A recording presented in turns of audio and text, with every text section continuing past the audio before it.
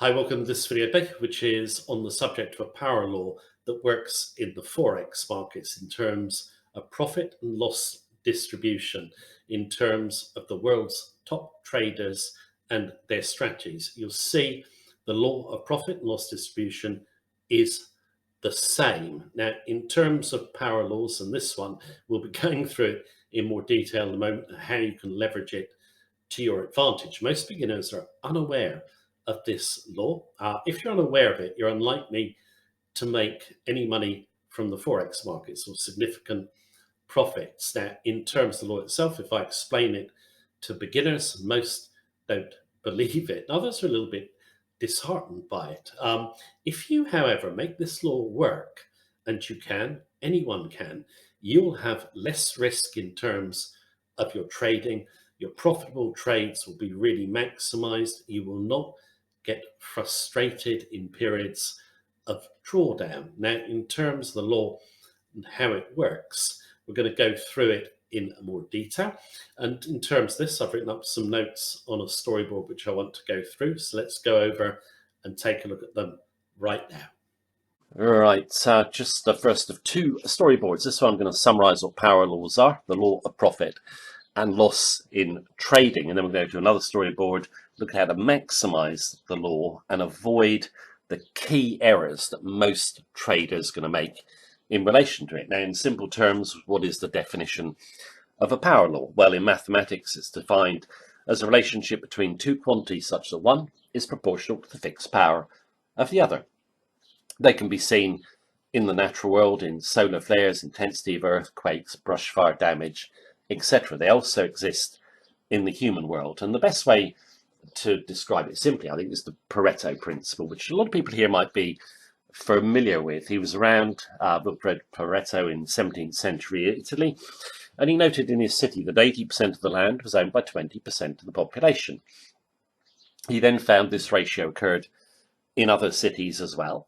He also found it applied to income distribution. So 80% of the population of Italy held 20% of the wealth, and he found it in other areas.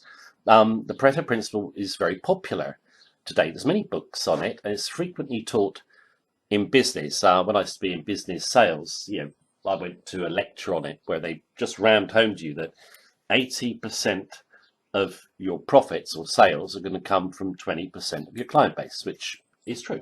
It's a rule of thumb, okay? It's worth reading up on the Pareto principle. There's a great book by a guy called Richard Koch, K-O-C-K.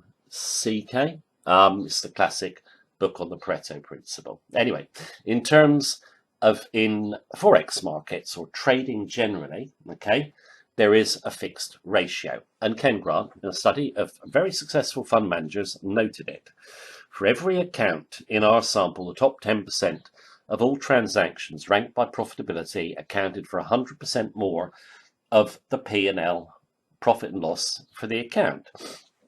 The pattern repeated itself consistently across trading styles, asset classes, instrument classes, and market conditions.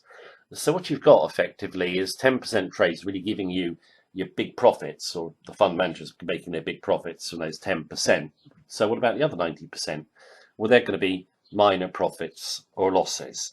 Now, Grant makes a key point, which we'll look at next, which is the main danger of being aware of this concept is the tendency to misinterpret its implications, which most traders do. So let's look at the key errors to avoid and how to maximize the law for profit. Right, let's have a look at how novice traders react to the 90-10 ratio. Now, most have not done their homework, they're unaware of it, so they're going to assume that it's a problem and they can correct it, which is mostly due to myths online. In terms of getting the right education, most Forex traders don't. If you look on YouTube, for example, you're going to find a huge amount of videos that say make 100 pips a day with your strategy, trade with a 95% win rate, make 20% a week or a month or whatever it is. It's myths or lies, but it's convincing to a lot of beginners. And that is why they feel they can correct the 90-10 ratio. So what do? They'll constantly change strategies, hopping from one to another, or they'll tweak their strategies. Common tweak is let the losers have a little bit more room so don't get stopped out so often. That's not a good idea. I think main problem that traders have is they take the profits in too quickly. Any profit will do, no matter how small, so long as it's a profit. They feel good. They want to get a high win rate. But it's like Bill Eckhart said, one of the great traders of all time. If you focus on a high win rate, that is totally going to destroy your profit potential, because all you're going to end up with is small profits that never cover your losses. It's a basic, obvious point, I think, but most traders, just so tempted to take profits too early. They also decide to be patient, but in the wrong way. So let's say they have a string of losing trades. They think, you know what, I'm not going to trade much at all. I'm just going to wait for that big trade, the surefire trade, and hit it big. That's being patient in the wrong way. Any trade can go wrong. Okay.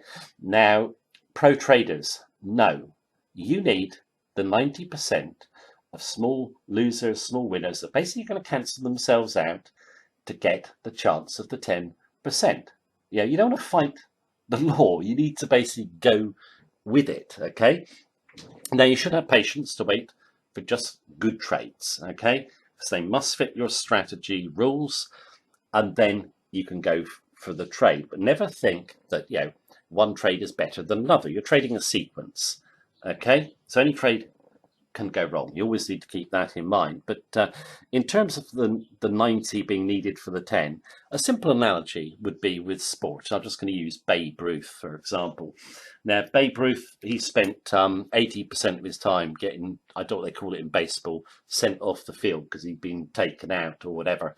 But the 20% of the time that he got the big hit that he wanted was enough. Okay, he once said, I don't want to go for those dinky singles. That's pointless. I need the big hits. And he didn't get them the majority of the time. He knew he had to step up to the plate. You got to trade. Okay, so as long as the trades are within your rule framework, you go for them and you let your edge work longer term. Individual trades do not matter. Okay, it's the long term. Now, pro traders structure their trades in a way where the potential profit far exceeds the maximum loss. That's an obvious point many people might be saying, but most traders don't do it. What you have to do is focus on expected payout v risk. That's totally different to probability of trades. Let me give you an example. When we're trading, we're going aggressively for trend changes. Okay, so you've got trend in motion. The probability, you could say, is in favor of the trend most of the time, of continuation. It doesn't matter. We're going to get stopped out a lot of times, but once we get the turn, we're looking for some of those trades that turn into really big winners. Of course, they all don't. Some go a little way and come back or whatever, but we will get big trades. So they're going to be, for us, 500, 1,000 pips or more. We're not going to get that many, but we're going to get enough. Okay. You're really focused on process over outcome. The outcome of individual trades doesn't matter. Okay. So you focus on the process, you stay disciplined, and if you've got a strategy with an edge, it will work longer term for you. Okay. Now, I will say, if you've got a strategy with an edge, you need to research it yourself, total confidence in the logic, understand why it's going to work longer term. Most traders don't do that. They just pick a strategy and hope for the best. Right. Now, in terms of point D, Bruce Kovler, one of the great traders of all time, makes a fantastic quote, in my view, which most traders could learn from. He noted, Michael Marcus, another great trader, taught me one thing that is absolutely critical. You have to be willing to make mistakes regularly. He taught me about making your best judgment being wrong, making your next best judgment being wrong, making your third best judgment, and then doubling your money. Okay. And experienced traders will relate to this. You do very often go a long time with not much going on with your strategy, just small profits, small losses. Then you hit that big trade. And Ed Sakota, another great trader of all time, once made the point, one good trade pays for them all. One good trade will pay for a lot of losers or kind of nothing trades. Now, novices or beginners do not embrace the concept of 90-10. Okay, which leads, ironically, to 90-10 in terms of 90% of traders lose, just 10% win. So, having a grasp of the 90-10 ratio is the real kind of secret of Forex trading success. And you can build a strategy to maximize your profits, okay? Keeping the ratio in mind and not trying to fight it. It's there, okay? So go with it. Now, in terms of Ken Grant, his book, Trading Risk, is absolutely excellent. A lot of other great points in the book, as I noted in my introduction. So go and get that. I hope you enjoyed this video as well. Thank you for watching me as usual. Take care. Have a good day.